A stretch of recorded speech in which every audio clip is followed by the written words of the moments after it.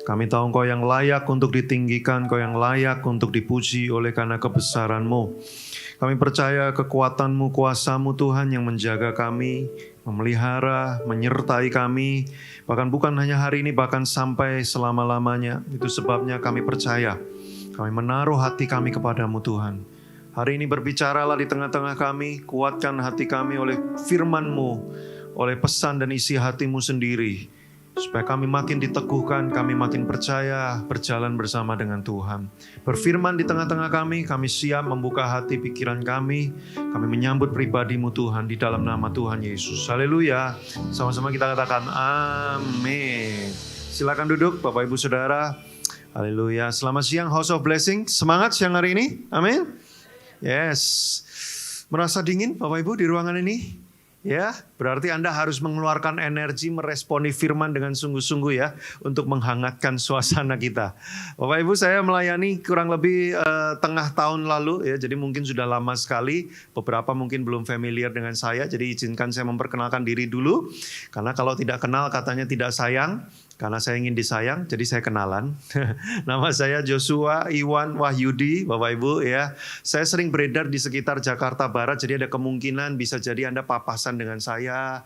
Ya, misalkan di mall deket-deket sini ya. Kalau ketemu tolong jangan dicuekin Bapak Ibu ya, boleh dipanggil supaya nggak lupa. Namanya Iwan saja yang diinget-inget ya. Iwan artinya inilah pria menawan Bapak Ibu ya. Asik ya. Jadi kalau ketemu tolong disapa. Hari ini khotbah saya judulnya adalah diubah melalui kesukaran. Jadi saya mengambil pelajaran dari bangsa Israel ketika dibawa keluar dari Mesir. Tuhan berjanji akan membawa mereka sampai kepada tanah perjanjian, yaitu tanah Kanaan. Bapak Ibu Saudara, Tuhan berjanji mereka pasti sampai ke tanah Kanaan. Tapi Tuhan tidak pernah memberitahu bagaimana ceritanya, caranya, dan detail perjalanannya. Kehidupan kekristenan kita sebenarnya mirip seperti itu. Tuhan berjanji sebuah ujung perjalanan yang pasti, yang terbaik, yang pasti diberkati, yang pasti mendatangkan hal-hal yang baik buat hidup kita. Tapi bagaimana jalannya, bagaimana ceritanya, detail-detailnya Tuhan gak pernah kasih tahu kita. Maka iman kita bukan bergantung kepada kepastian akan masa depan, bukan. Iman kita tuh bukan, oh karena aku tahu besok akan begini makanya aku tenang. Bukan, iman kita adalah berpegang kepada Tuhan yang memberikan janji. Karena Tuhan yang memberikan janji itu tidak pernah ingkar janji. Maka kenapa kita yakin, kenapa kita percaya, kenapa kita tenang, kenapa kita tidak mudah gelisah? Bukan karena kita tahu apa yang akan terjadi besok, kita nggak tahu. Tapi kenapa kita tidak gelisah? Karena kita tahu Tuhan memegang hidup kita dan pasti membawa kita kepada tanah perjanjian. Nah itu iman kita.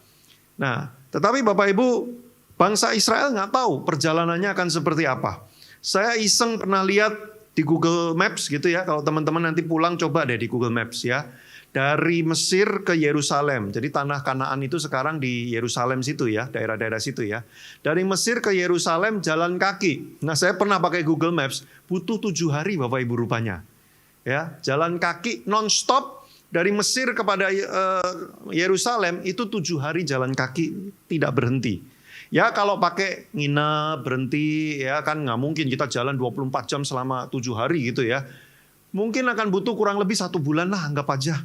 Tapi anggap aja kita santai lah jalannya ya nggak ngoyo gitu ya. 3 bulan lah. Ya. Jadi kalau mau dari Mesir ke Yerusalem jalan kaki santai 3 bulan.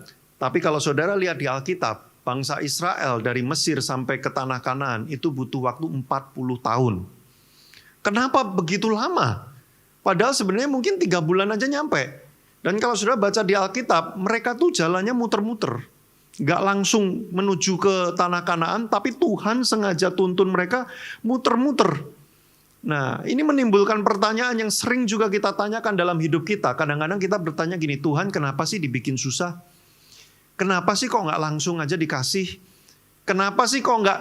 Nah, ada orang pernah nanya saya gini, waktu Adam dan Hawa jatuh dalam dosa, makan buah terlarang, kenapa harus diusir keluar dari Eden, terus kemudian manusia jatuh dalam dosa, sampai ujungnya ribet banget. Kenapa Tuhan gak maafin aja sih? Udah ya udah kamu bikin salah, saya maafin, udahlah ya move on ya, kita lanjut lagi ya. Kenapa kok nggak segampang itu sih? Bapak Ibu kadang-kadang kita bertanya, kenapa sih Tuhan kalau mau ngasih berkat kok saya harus gini dulu, kok ribet banget gitu ya. Nah ini sebenarnya memberikan kita sebuah pandangan, sebuah jawaban, sebuah pemahaman bahwa ini bukan soal apa yang mau diberikan Tuhan, tetapi soal bagaimana cara hidup kita, apakah benar di hadapan Tuhan atau tidak. Kenapa Tuhan perlu memberikan padang gurun, sebuah perjalanan melewati padang gurun supaya bisa sampai ke tanah Kanaan? Kok nggak langsung cepet aja dikasih? Nah, maka pertanyaannya adalah mengapa Tuhan mengizinkan padang gurun? Nah, boleh slide berikutnya.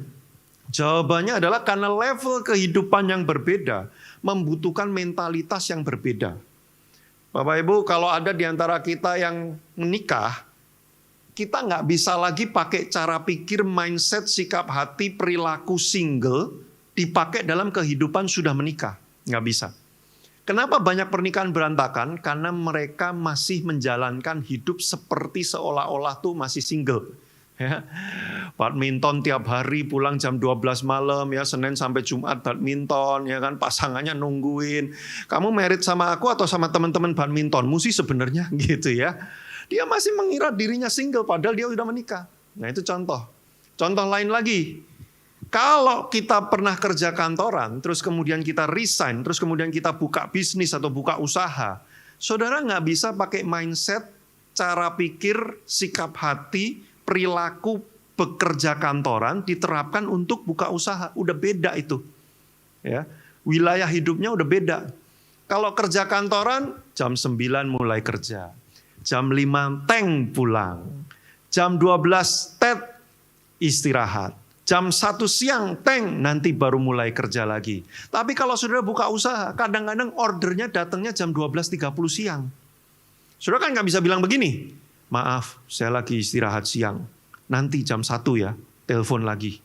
Atau saudara buka warung, atau saudara buka toko, saudara buka restoran. Jam setengah 12 siang datang, kami lagi istirahat. Nanti aja datang jam 1. Saya pernah tuh ya, ada kenalan, bekerja keras saudaraku ya. Dia buka kayak toko gitu ya. Tutupnya tuh jam 9 malam. Tapi jam 9 kurang 5 menit, datang pelanggan banyak. Apa yang dia lakukan Bapak Ibu Saudara? Dia layanin itu pelanggan-pelanggan, sampai akhirnya tutupnya setengah 10 malam, setengah 10 lebih. Kan kita nggak bisa bilang gini, maaf 5 menit lagi kami tutup, belinya cepet atau lama? Tolong cepet ya belinya ya, jam 9 pokoknya kelar nggak kelar, saya tutup ini pintu. Kalau kerja kantoran kan pengennya gitu ya. Jam 5 teng, ya pulang lah kalau bisa jangan kerja lagi. WA dimatiin, di WhatsApp bos nggak mau jawab. Tapi kalau punya bisnis, WA nyala terus. Karena kadang-kadang jam 1 pagi bisa ada orang order-orderan. Bapak Ibu Saudara nangkep maksud saya? Anda kalau level kehidupannya udah beda, wilayah hidupnya udah beda, nggak bisa pakai mindset yang sebelumnya. Nah, bangsa Israel tidak bisa memakai mindset di Mesir. Boleh slide saya dimunculkan berikutnya. Kita tidak bisa menikmati berkat tanah perjanjian sambil tetap memakai mindset Mesir. Itu sebabnya dalam padang gurun itu Tuhan perlu mengajari bangsa Israel cara berpikir, sikap hati, dan perilaku yang sesuai dengan apa yang diinginkan Tuhan untuk bisa menerima berkat di tanah perjanjian. Bapak Ibu Saudara gini, Tuhan bukan tidak ingin memberkati kita, Tuhan selalu ingin memberkati kita. Dan berkat dari Tuhan pasti yang terbaik. Tapi permasalahannya tidak semua orang siap untuk menanggung beban berkat. Loh, ada berkat tertentu itu yang datang sepaket dengan beban. Contoh, uang. Kalau saudara diizinkan Tuhan untuk punya hari ini nih, tiba-tiba ada orang ngasih 1 miliar. Bang, amin. Semua gitu ya. Semoga ya. Saudara, kalau tiba-tiba ada orang kasih Anda 1 miliar, bukan cuman berkat itu, tapi juga datang dengan beban. Artinya apa? Ada tanggung jawab untuk gimana cara pakai 1 miliarnya ini memuliakan Tuhan. Lah orang kalau mindset sikap hatinya nggak siap, dia terima uang 1 miliar, yang dia lakukan apa? Dia pakai uang itu untuk hal yang sia-sia. Bahkan ada orang pakai untuk merusak hidupnya, untuk merusak orang lain. Berarti dia belum siap untuk menerima berkat Tuhan. Ini berkat bukan cuma tentang uang, tapi saya kasih contohnya yang real, yang banyak dikejar orang. Uang gitu misalkan. Itu sebabnya kadang-kadang Tuhan itu tahu. Ini orang cuma sanggup pegang duit 5 juta sebulan. Dikasih 5 juta sebulan aja, masih ngos-ngosan, belum bisa ngelola dengan benar. Masih dipakai buat pinjol, judol, dan all lainnya, ya kan? Jadi kalau dipakai lebih dari itu, berantakan hidup dia. Bukan Tuhan nggak mau kasih lebih, Tuhan tahu kapasitasmu seberapa. Sudah nangkep maksud saya?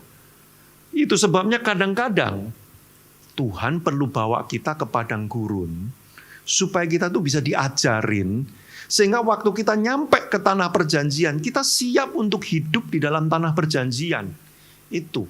Tapi banyak orang Kristen nggak mau dilatih, nggak mau banyak orang Kristen nggak mau banyak diajarin, maunya berkat-berkatnya saja. Udahlah Tuhan jangan lama-lama, kasihlah, katanya engkau maha besar, maha kaya, pemilik alam semesta. Saya lagi butuh ini. Lah masalahnya, kita belum tentu siap untuk itu. Simple kok saudara. Ya. Contoh paling simple aja. Banyak orang menikah tapi tidak siap untuk menikah. Sehingga pernikahan yang tadinya adalah berkat Tuhan, tempat di mana kita bisa melihat kasih Tuhan dinyatakan, kebahagiaan bisa dirasakan, berubah menjadi neraka bukan karena pernikahannya buruk. Kan generasi anak muda sekarang punya slogan, namanya begini, marriage is scary. Menikah itu menakutkan. Menikah itu nggak menakutkan. Yang menakutkan itu karena kamu belum siap menikah. Loh, saudara gini, kalau ada kayak pasar malam gitu, kadang-kadang kan ada rumah hantu gitu ya, saudaraku ya. Ada beberapa orang masuk rumah hantu itu benar-benar sebelum masuk aja udah ketakutan banget. Tapi ada beberapa orang masuk rumah hantu tuh kayak udah biasa banget gitu ya. Keluarnya ketawa-ketawa, lucu ya. Kenapa? Karena dia udah berkali-kali masuk rumah hantu. Jadi dia udah tahu, dia udah terbiasa, dia udah punya kemampuannya untuk menghadapi rumah hantu. Sementara ada orang-orang yang nggak siap untuk itu. Makanya rumah hantunya jadi menakutkan. Ada orang-orang mau naik roller coaster, udah gemeteran, oh jangan, karena dipaksa teman-temannya gitu ya, jangan gitu ya. Tapi ada orang-orang yang menyongsong roller coasternya. Begitu muter-muter, cuma segini doang. Sekali lagi, ada yang gitu, saudara ya. Tapi ada orang yang aku nggak mau lagi. Bedanya di mana? Kesiapan, kemampuan. Sebanyak orang menginginkan berkat Tuhan, tapi nggak siap untuk terima berkat Tuhan. Maka Tuhan nggak mau. Tapi iblis tahu kamu tidak siap, sengaja dikasih yang banyak, supaya cepat hancurnya. Ini hati-hati loh saudara ya. Uang itu tidak selalu berkat loh, yang datang dari Tuhan loh. Kadang-kadang iblis bisa memberi kita banyak uang supaya hidup kita jadi hancur, karena kita nggak siap untuk pegang uang sebanyak itu. Jadi problemnya di sini adalah apakah kita ini mau diajar oleh Tuhan atau enggak. Itu sebabnya kadang-kadang Tuhan izinkan kita melewati padang gurun. Supaya apa? Bukan karena Tuhan jahat dan bikin kita susah, tapi karena Dia mau siapkan kita supaya kita sanggup hidup dalam tanah perjanjian. Nah, maka mari coba kita lihat ayatnya, ya. Ingatlah, nah kita cuma baca ayat cuman ini aja, ya, ayat Ulangan 8 ayat 2 sampai 5. Ya, sisanya kita nggak ada ayat yang lain, cuman 4 ayat ini saja. Ingatlah kepada seluruh perjalanan yang kau lakukan atas kehendak Tuhan Allahmu di padang gurun selama 40 tahun ini. Dengan maksud merendahkan hatimu dan mencobai engkau untuk mengetahui apa yang ada dalam hatimu, yakni apakah engkau berpegang pada perintahnya atau tidak. Jadi ia merendahkan hatimu, membiarkan kau lapar dan memberi engkau makan mana yang tidak kau kenal dan yang juga tidak dikenal oleh nenek moyangmu, untuk membuat engkau mengerti bahwa manusia hidup bukan dari roti saja, tetapi manusia hidup dari segala yang diucapkan Tuhan. Ayat berikutnya, pakaianmu tidaklah menjadi buruk di tubuhmu dan kakimu tidaklah menjadi bengkak selama 40 tahun ini. Maka haruslah engkau insaf bahwa apa? Kita baca bersama-sama bagian warna biru. 1, 2, 3. Tuhan Allahmu mengajari engkau seperti seseorang mengajari anaknya. Jadi rupanya saudara, kadang-kadang hidup kita dibawa kepada kesukaran, kepada padang gurun. Bukan karena Tuhan jahat, tapi justru karena Tuhan sayang seperti Bapak sayang pada anaknya. Dia perlu mengajari kita. Slide berikutnya, apa yang Tuhan mau ajarkan? Ada 3 hal yang kita bahas. Mari kita lihat ayatnya. Ayatnya yang tadi, tapi kita lihat lebih seksama. Emang kenapa Tuhan, apa sih yang Tuhan mau ajarkan lewat padang gurun? 1, Ingatlah kepada seluruh perjalanan yang kau lakukan atas kehendak Tuhan Allahmu di padang gurun selama 40 tahun ini dengan maksud, ini dia, merendahkan hatimu dan mencobai engkau untuk mengetahui apa yang ada dalam hatimu. Next slide. Yang pertama, padang gurun menguji dan merendahkan hati kita. Next slide.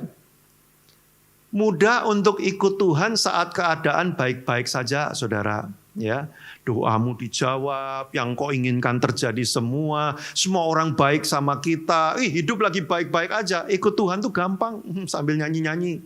Ya, justru, nah next slide. Kesetiaan justru diuji ketika keadaan sedang sukar.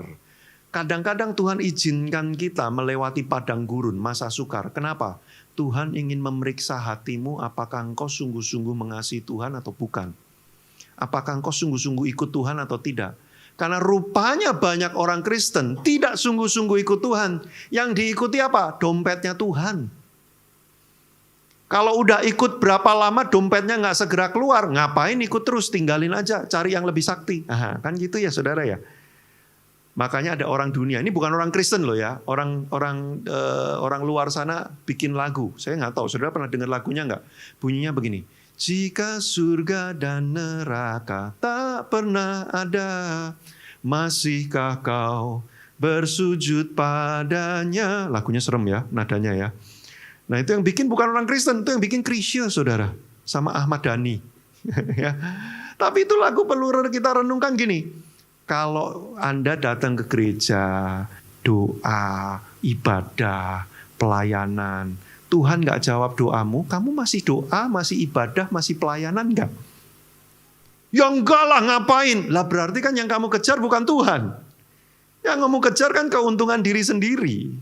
Loh di luar sana banyak orang berbuat baik, saudara, nyumbang gede-gedean, hebat-hebatan, berbuat baik. Supaya apa? Supaya dapat pahala. Kenapa supaya dapat pahala? Supaya masuk surga. Lah berarti kan buat keuntungan diri sendiri.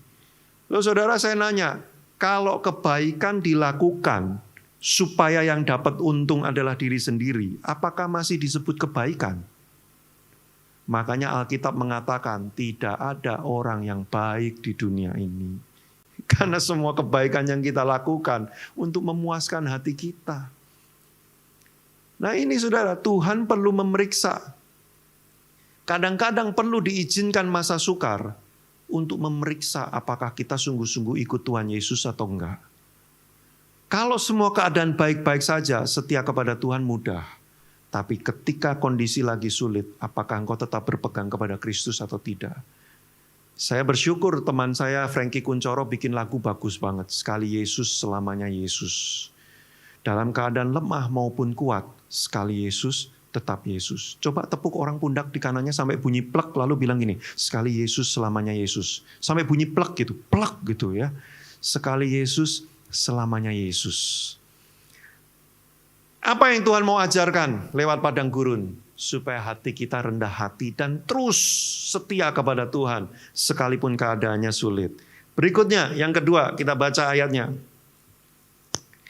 Jadi ia merendahkan hatimu, membiarkan kau lapar dan memberi kau makan mana yang tidak kau kenal dan yang juga tidak dikenal oleh nenek moyangmu. Ini dia, untuk membuat engkau mengerti.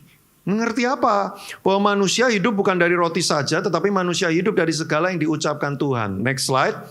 Padang gurun mengajar kita untuk mengerti kebenaran. Jadi kadang-kadang ada masa-masa sukar yang diizinkan Tuhan karena Tuhan pengen ngajarin kita sesuatu. Tuhan pengen ngajarin kita yang benernya itu seperti apa. Next slide, boleh dimunculkan. Masalahnya memang manusia itu kadang-kadang perlu dipaksa untuk belajar dengan cara yang sulit. Saudara pernah dengar istilah learning in hard way? Wah, saya belajar banyak tapi dengan cara yang gak mengenakan. Lewat masalah, lewat malapetaka, lewat sakit, lewat musibah. Kadang-kadang kita ini kalau nggak dipentokin, nggak belajar sesuatu. Nah Tuhan tahu, kayak anak saya punya anak 2,5 tahun umurnya Bapak Ibu Saudara ya. Di umur 2,5 tahun ini dia lagi pinter-pinternya ngomong no. Ya. Dan ini anak saya ini strong willed banget. Jadi dia kalau punya keinginan tuh kekeh banget. Nah kadang-kadang keinginannya ngaco, saudara. Dia lagi belajar makan di meja makan dan duduk di kursinya sendiri, lagi belajar makan sendiri nih, umur 2,5 tahun. Dia sering naikin kursinya ke atas meja makan. Deng, gini saudara. Lalu saya langsung ngomong gini, Nono, kaki tidak boleh ada di atas meja makan, Nono. Lalu dia balas lebih kencang lagi, Nono pipi, gitu. Dia panggil saya pipi, gitu ya. Jadi kalau saya bilang, Ilo, namanya kan Ilo. Ilo, Nono, kakinya turunin. Dia lebih kencang lagi, Nono pipi. Wah, kalau dia udah mulai kenceng gitu, sebuah panggilan dari Bapak, ya, untuk memberikan disiplin yang lebih keras. Learning in hard way ini anak ini ya. Jadi dia makin kekeh, dia akan bertemu dengan saya yang makin keras. Saudara, kadang-kadang kau merasa firman Tuhan itu keras. Bukan firman Tuhan keras, karena kamu yang keras melawan firman. Firman itu tidak pernah keras kalau kita tuh ngikut. Tapi semakin kita melawan, kita makin ngerasa firman ini kok keras banget ya. Firman ini kok tajam banget ya. Firman ini kok kayak menghantam saya. Bukan firman yang menghantam saudara. Saudara yang ngantem firman. Kayak anak saya loh, bukan saya yang keras. Lihat wajah saya baik gini kan. Saya saya kalau sama istri saya, ini istri saya belum datang nih masalahnya ya. Saya kalau sama istri saya 10 kali lebih keras dari saya. Saya baik hati, tidak sombong, rajin menabung, suka memasak saya. Ya, sudah. Tapi anak saya akan bertemu dengan saya yang keras kalau dia mulai ngaco. Makin saya nyatakan kebenarannya, dia makin ngelawan, saya akan makin keras sama dia. Saya nggak mau kompromi. Ya. Saudara yang punya anak, kalau di usia-usia 2, 3, 4, saudara pasti ngerti anak usia-usia segitu, kalau minta sesuatu nggak dikasih, biasanya mereka akan membuat ulah apapun untuk memaksa kita orang tuanya kasih, bener gak ya? Nah, suatu kali lagi jalan-jalan di mall, seperti biasa, pengen sesuatu, melakukan aksi-aksi yang tidak bener gitu ya. Saya larang, no, nggak boleh. Wah, dia langsung kayak helikopter di bawah, saudara, muter-muter, ngesot-ngesot di bawah. Itu kan senjata andalan anak-anak ya. Supaya orang tua, aduh malu, ya udah. Oh, saya sama istri saya, no, enggak. Muter, ngesot-ngesot, dikasih tahu, Nono ya, berdiri ya. Makin kayak helikopternya makin kenceng. Saya sama istri saya, apa yang saya lakukan? Saya tinggalin dia. Tinggalin aja. Nggak berapa lama dia berdiri, terus dia ngikutin balik ke saya. Saudaraku, kenapa saya begitu keras? Karena dia juga begitu keras ngawurnya. Semakin dia keras ngawur, saya semakin keras bener. Sudah nangkep maksud saya? Itu yang dilakukan Tuhan kepada kita, kenapa? Karena kita ini anaknya. Dia pengen mengajari kita seperti bapak mengajari anaknya. Makanya kadang-kadang dibutuhkan masa sukar. Bukan karena Tuhan pengen bikin hidup kita susah. Tapi karena dia pengen ngajarin satu kebenaran dalam hidup kita. Maka kalau engkau sedang bergumul dalam masa sukar, sikap hatimu jangan begini. Tuhan kenapa kok bisa begini? Tuhan bener gak sih? Bukan gitu. Loh, kita harus percaya Tuhan itu baik, mengasihi kita. Maka sikap hati kita apa? Kita berdoa, kita cari firman Tuhan, dan kita tanya, Tuhan kau mau ajarin aku apa lewat peristiwa ini? Waktu COVID kemarin, saudara, investasi saya 75% dari tabungan saya taruh di investasi ini. Bubar, gak balik, hilang lenyap sampai hari ini gak balik, saudara. Itu saya kumpulkan tabungan bertahun-tahun sampai saya kurus kering begini, saudara ya. Enggak, ini udah dari dulu kayak gini ya. Saya kerja setengah mati kumpulin. Saya tabung, saya invest. Lenyapnya itu mapet, saudara. Enggak ada angin, enggak ada hujan, enggak ada mimpi, enggak ada pemberitahuan sebelumnya. Ya, lagi berangkat ke gereja, syuting buat ibadah online gitu ya. Tiba-tiba marketing saya ada tuh di ruang tunggu.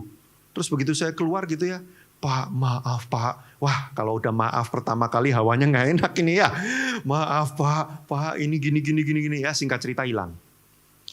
Saudaraku, berapa hari sebelum peristiwa itu, saya ngomong di media sosial, lagi live Instagram gitu ya. Saya ngomong begini, seberapa besar uang yang ketika itu hilang terus mengganggu damai sejahteramu, maka sebesar itulah nilai hatimu di hadapan Tuhan. Wih, saya ngomongnya keren banget ya, bijaksana banget ya. Saya ya, memang kalau lagi baik-baik aja kita kelihatannya bijaksana ya, saudara ya.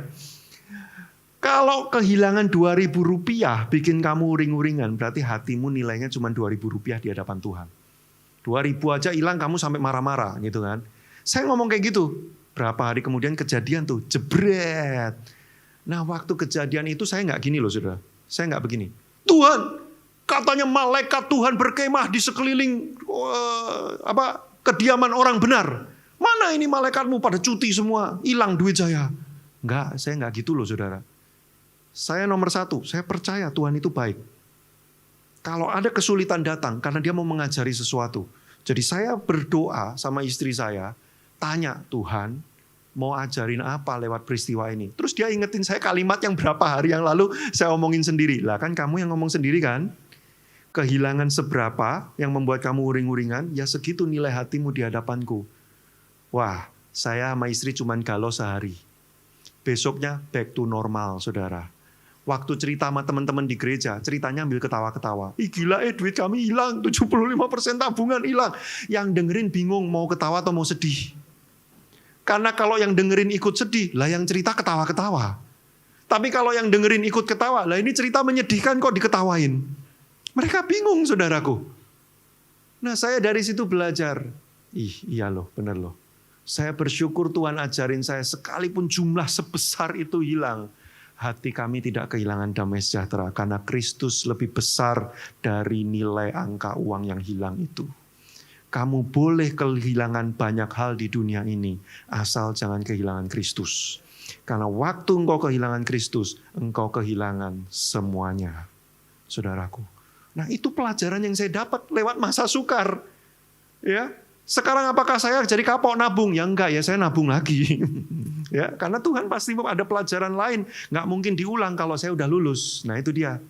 Kalau Anda sering berulang-ulang, jangan-jangan Anda belum lulus pelajarannya. Ah, udahlah, Anda udah ngerti semua ya. Ada semangat banget pengen pulang ya, langsung lanjut aja. Yang ketiga, pemain keyboard dimanapun Anda berada, tunjukkan pesonamu. Kayak take me out ya. Jadi, ia merendahkan hatimu, membiarkan kau lapar, dan memberi engkau makan mana yang tidak kau kenal dan yang juga tidak dikenal oleh nenek moyangmu. Kalimat ini keren banget saudara. Jadi makanan roti mana itu tidak pernah ada di bumi. Tidak ada satu orang pun yang pernah kenal makanan itu, tapi itu diberikan dari surga kepada bangsa Israel di tengah padang gurun. Waktu nyampe tanah perjanjian udah gak ada mana. Waktu di Mesir tidak ada mana. Kapan mana turun? Di tengah padang gurun. Artinya apa saudara? Waktu engkau di masa sukar, engkau akan melihat pertolongan Tuhan dan keajaiban Tuhan yang belum pernah engkau saksikan sebelumnya dan setelahnya. Saudara, jadi padang gurun, satu, tempat untuk memang mengajari kita dan memeriksa hati kita. Dua, tempat untuk memberitahu yang benernya itu apa. Tapi yang ketiga, padang gurun tempat Tuhan menunjukkan keajaibannya buat kita. Tempat dia menunjukkan pemeliharaan, kesetiaan yang tidak pernah berakhir dalam hidup kita. Kapan saudara lihatnya? Di tengah padang gurun. Saudara yang sudah menikah nih, hal yang paling menenangkan itu bukan ketika engkau baik-baik saja pasanganmu di sebelahmu. Itu mah biasa, betul nggak? Hal yang paling menenangkan adalah waktu engkau ngalamin masalah, engkau breakdown, engkau hancur, tapi pasanganmu tetap ada di sisimu, memegang tanganmu bersama dengan engkau. Wah, itu menenangkan hati, betul nggak Bapak Ibu? Sama, justru di masa sukarlah Tuhan mau menunjukkan, aku tidak meninggalkan engkau. Aku tidak tinggalkan engkau di masa ketika engkau sedang berjaya dan menang. Terlebih di masa ketika engkau sedang sulit dan berjuang. Lebih-lebih aku tidak tinggalkan engkau. Itu maksudnya. Kenapa Tuhan berikan padang gurun. Kadang-kadang ketika hidup kita baik-baik aja. Kadang-kadang kita nggak bisa lihat Tuhan. Karena semuanya baik-baik aja. Ketika semua ini terang, kita nggak bisa lihat terang tanda kutip. Karena semuanya terang. Tapi ketika semuanya gelap, kita bisa lihat dengan jelas itu terang. Kadang-kadang Tuhan izinkan mati listrik untuk ngasih tahu, akulah terang dalam hidupmu. Dan kita jadi tenang, saudaraku. Wow, lanjut ya, dikit lagi ya. Habis ini kita makan ya. Makan sendiri-sendiri maksudnya ya. Lanjut dikit lagi. Ayat berikutnya. Tim musik siap-siap, habis ini kita nyanyi lagi ya. Pakaianmu tidaklah menjadi buruk di tubuhmu dan kakimu tidaklah menjadi bengkak selama 40 tahun ini. Saudara, kalau Anda belum pernah ke Israel, nabunglah. Make time. Minimal sebelum Anda berpulang ke rumah di surga, minimal pernah sekali lah ziarah ke Israel. Saudara, nanti kalau dapat paket yang dari Mesir ke Israel, saudara akan biasanya naik bus dari Mesir ke Israel kurang lebih 8 jam. Kalau Anda nanti udah naik bus 8 jam itu, bangunlah 10 menit doang aja, lihat-lihat sebentar, habis itu tidurlah sampai 8 jam. Kenapa? Karena saudara sepanjang 8 jam itu lihat kiri dan kanan, tidak ada pemandangan apapun, kecuali tumpukan pasir. Itu semua padang gurun, saudaraku. Padang gurun di waktu malam sangat dingin, sehingga Tuhan mengirimkan tiang api untuk bangsa Israel. Waktu siang, panasnya minta ampun, sampai Tuhan mengirimkan tiang awan untuk nutupin bangsa Israel. Tapi 40 tahun bangsa Israel berjalan dan nginep di tenda di padang gurun itu. Pakaiannya tidak pernah rusak, kakinya nggak pernah bengkak, nggak pernah pakai koyo, counterpaint, pijet refleksi, nggak usah. Pemeliharaan Tuhan sempurna sekalipun engkau di tengah padang gurun. Saudaraku. Kenapa Tuhan izinkan kita dalam masa sukar? Boleh dimunculkan nomor 3. Padang gurun tempat engkau melihat Bapakmu memelihara hidupmu. Ayat terakhir. Apa ayat favorit orang Kristen? Ayat terakhir. Ini dia, saudara. Dan bukan hanya itu saja. Kita malah bermegah juga dalam kesengsaraan. Loh, kok kita bisa bermegah menceritakan kesulitan? Kayak saya tadi loh, saudara. Bermegah menceritakan kehilangan duit. Loh, kok bisa sih kehilangan duit kok malah dicerita-ceritain bermegah? Karena ini. Bermegah juga dalam kesengsaraan karena kita tahu bahwa kesengsaraan itu menimbulkan ketekunan. Ketekunan menimbulkan tahan uji. Tahan uji menimbulkan pengharapan.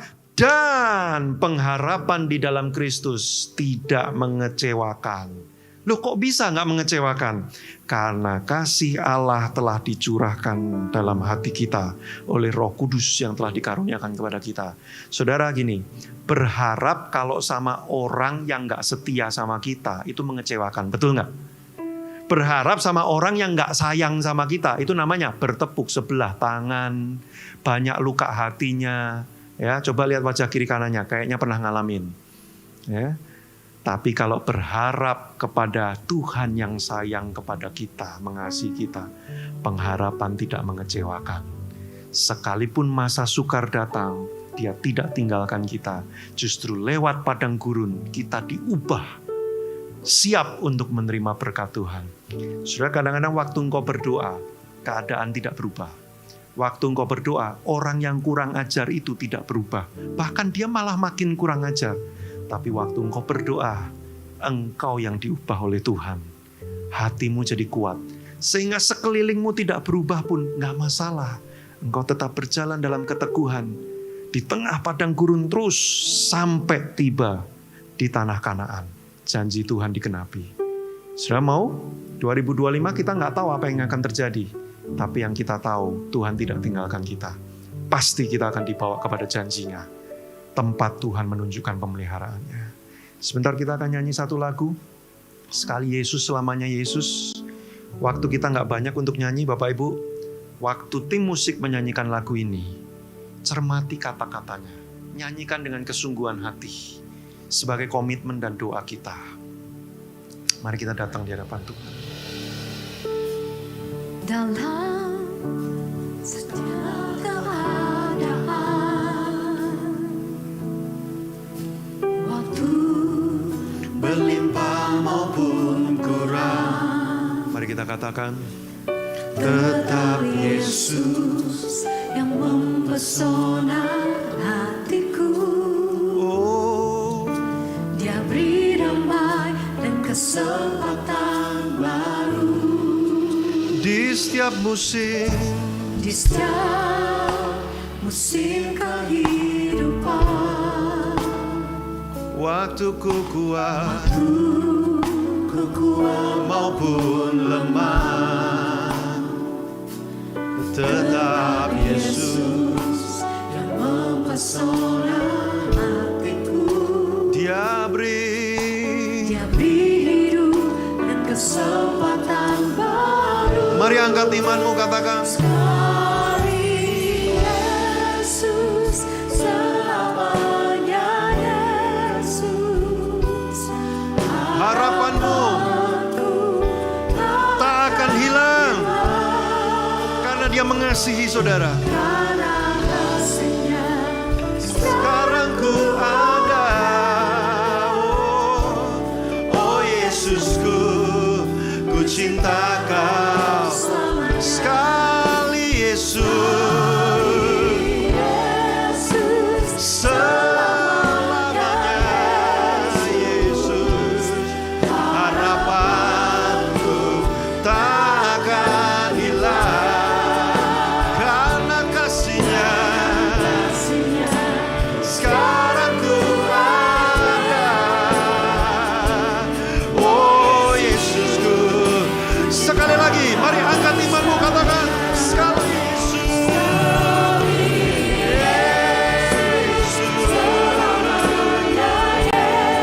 Hidup kami untukmu, tak akan hilang karena kasih-Nya.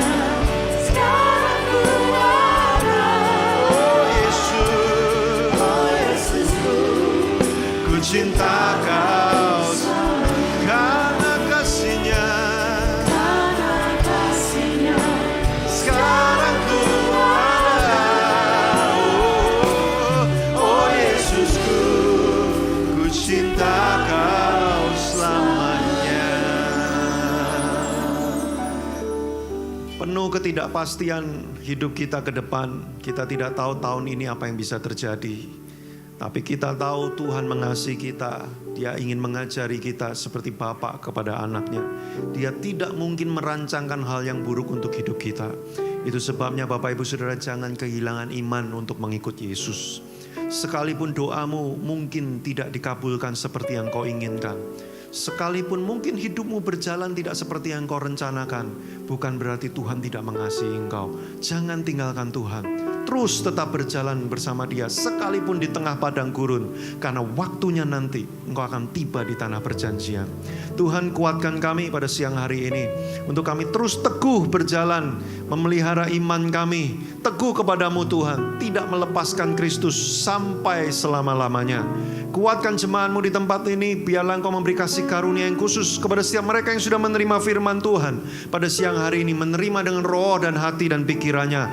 Kuasa Roh Kudus menguatkan hati kami, membangkitkan iman kami, menghidupkan pengharapan kami kembali. Terima kasih, berkati jemaatmu Tuhan, pelihara senantiasa kasih karuniamu menyertai kami, menolong kami. Dalam nama Tuhan Yesus Kristus, haleluya, amin.